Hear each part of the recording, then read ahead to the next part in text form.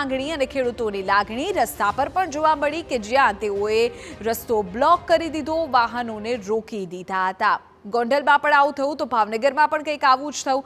અમે આપને આજે પૂરી જાણકારી આપી રહ્યા છીએ। આખો જે વિવાદ છે તેને લઈને ખેડૂતોનું એક તરફ શું કહેવું છે પણ આપને કહી રહ્યા છે, તો બીજી તરફ આગામી સમયમાં શું ફેરફારો થઈ શકે છે એ પણ જાણવું છે, કારણ કે અલગ અલગ કક્ષાએથી આ મામલે રજૂઆતો કરવામાં આવી છે સરકારને પણ કે હવે ખેડૂતોના હિતમાં સરકારે નિર્ણય લેવો પડશે, નહીં તો ખેડૂતો અત્યારે જે પ્રકારે રોષ ઠાલવી રહ્યા છે એ રોષમાં વધારો પણ થઈ શકે છે।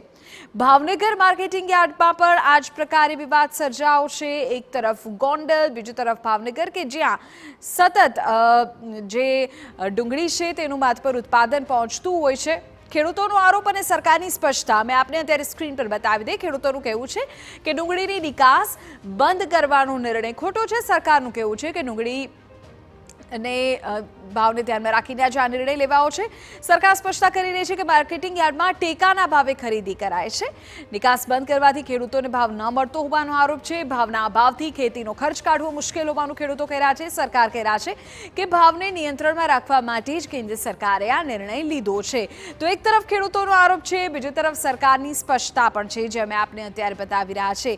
ખેડૂતોનો આરોપ અને તેની વચ્ચે માંગણી પણ અત્યારે સ્પષ્ટ એ છે કે આ જે નિર્ણય છે સરકાર તે પાછો ઉઠાવી લે, અને જો તેના કારણે ખેડૂતોને ફાયદો થતો હોય તો ખેડૂતોના હિતમાં સરકારે નિર્ણય લેવો જોઈએ।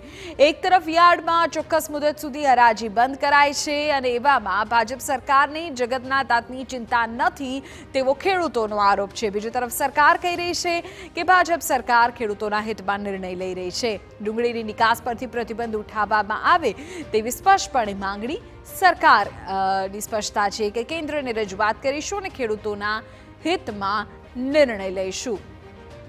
તો આ પ્રકાર